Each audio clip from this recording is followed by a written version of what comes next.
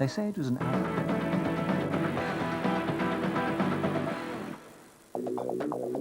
If you're looking for an exciting motorsport, then you won't find anything better than World Superbikes. Motorcycle road racing is an awesome sport, and thanks to Superbike 2001, we now have all that excitement crammed into a PC.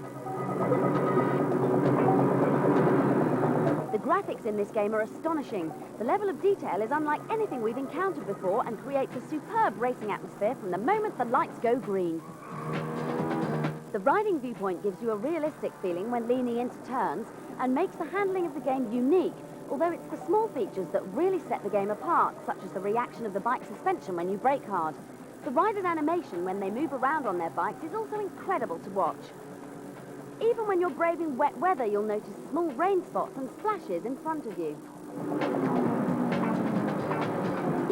You can even choose to watch this great behind-the-scenes video. To make the game look as authentic as possible, the developers managed to persuade one poor individual to pose for motion capture crashes. For a week, he was thrown around so that data could be stored. As a result, flailing riders in the game are launched off their machines with unnerving realism. Whilst it can be quite hard in full simulation mode, you can customize the game to suit your level of skill. This means as you get better, the championship will be more challenging. Superbike 2001 demands your concentration, and because of its looks and presentation, it becomes utterly engrossing. It's a brilliant title and shouldn't be missed.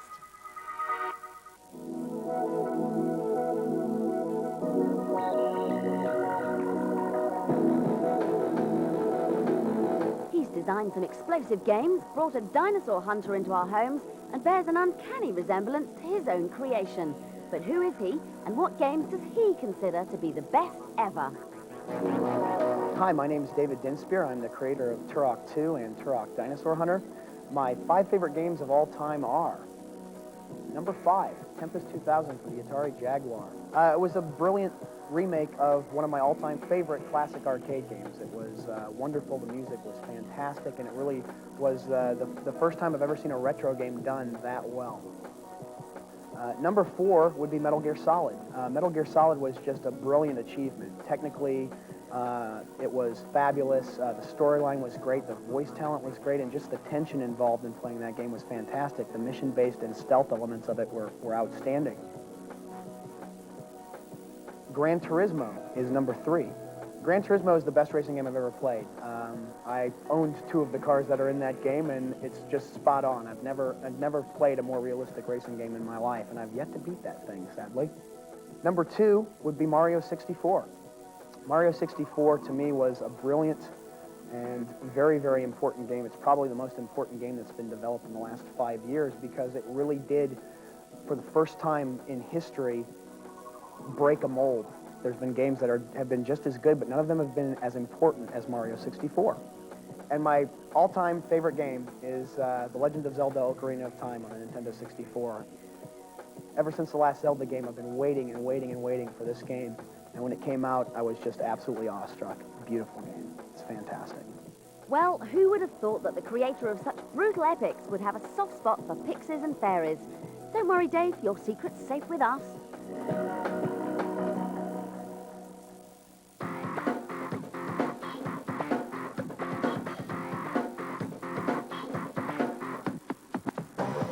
Time for a bit of strategy now as we take a look at Hidden and Dangerous on the Dreamcast. Yep, the PC masterpiece has been converted and surprisingly, it works exceptionally well. Controlling a group of highly skilled soldiers, you have to complete a vast range of missions, from protecting fellow fighters to blowing up bridges. This is accomplished by using your brain rather than sheer firepower, and planning each mission beforehand is vital.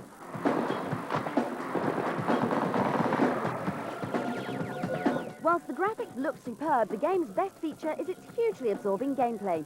For example, you can interact with just about every object in the game and explore almost any area you want.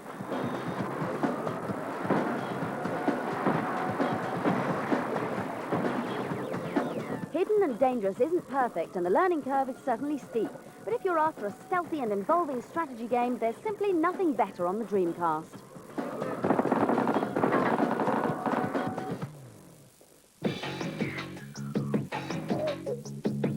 If you're after a different kind of challenge, you may want to try Team Buddies on the PlayStation. And whilst it may look cute, colourful and easy, it takes loads of practice to master.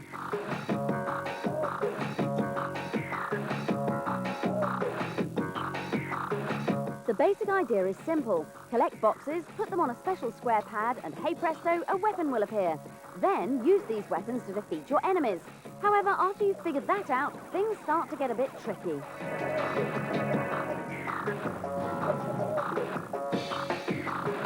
Every level involves taking out the opposition whilst completing various smaller missions, and deciding which tactics to use is vital. For instance, instead of weapons, you can build other characters or buddies to help you. You can then order them to fight, or collect other boxes and build weapons. Add to that rare blue boxes that make your weapons more powerful and some highly intelligent opposition, and you've got one surprisingly difficult but fun game.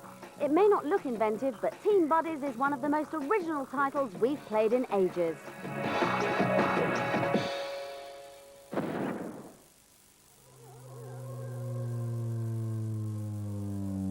I was under the influence.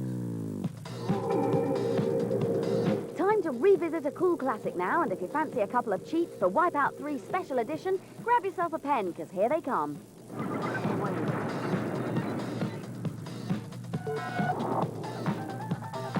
To access the automatic weapons cheat, enter U, N, L, I, M, I, and T as your default name. Now, every time you fire or drop a weapon, you'll immediately get another one. And with unlimited firepower, you may want to practice on some different tracks. If so, enter your name as A, L, L, T, R, A, C, and K. Now all the standard and bonus circuits in the game will be unlocked. Just don't go too mad or you may find yourself walking home.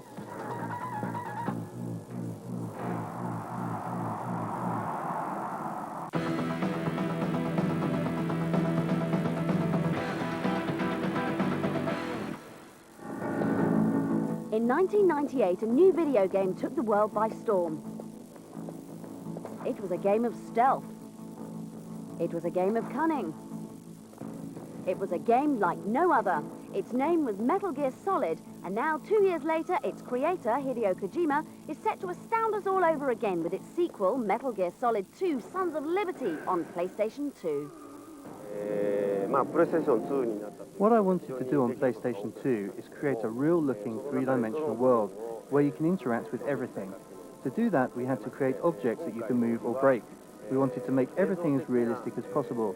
We wanted to show the air, the temperature of the air, moisture, everything to make this game real. And what we have is a totally believable world. And what a world. This is gameplay. And when you take on the role of Snake, you'll almost be able to taste the emotions of the characters you meet. Or you can just bash them. Snake has many new skills. He can do somersaults and hang from bars, but it's the hanging from bars in particular that adds a completely new element of stealth, as he can easily leap over railings, for instance, and surprise his enemies. Also, one of the new interesting weapons is the tranquilizer gun. Each part of a soldier's body is unique, just like in real life. Where you shoot your enemy dictates how long it takes him to fall asleep. You can then use this to control where he collapses, which adds to your strategic play. There are so many stunning moments you can hardly separate gameplay from the cinematic story. But one aspect above all others gives Hideo satisfaction. One thing I'm very proud of is the artificial intelligence. On the PlayStation, Snake was only up against single soldiers. Now all the soldiers work together as a team. The units have a captain who gives orders to the soldiers who will work together to hunt you down.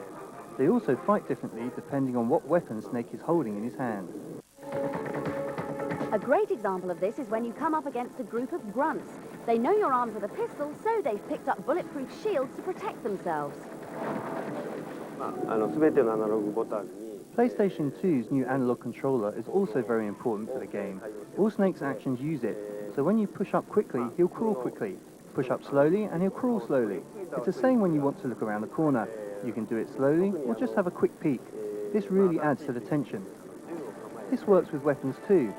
When you have your gun out, if you release the joypad button slowly, your finger will come off the trigger carefully. But if you do it too quickly, you might accidentally let off a bullet. と、そのまま字をしまえるっていう。 In fact, the amount of detail is astonishing. So how does he do it? PlayStation 2 does have its limitations. First, we decided how to use its power to the maximum. Instead of just making Snake look good, we allocated some of that power to other details, like shadows, lighting changes, and the interactive backgrounds. This adds so much to the world, it really makes you feel like you're there with the character. That's the secret.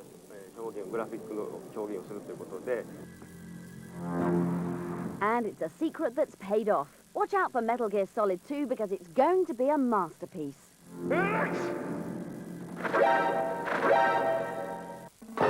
And whether Snake can get out of that mess is up to you when the game's released this year. That's it. Don't forget to try our competition to win a console. Until next time, have a laugh with the stupid invaders. See you soon. Goodbye.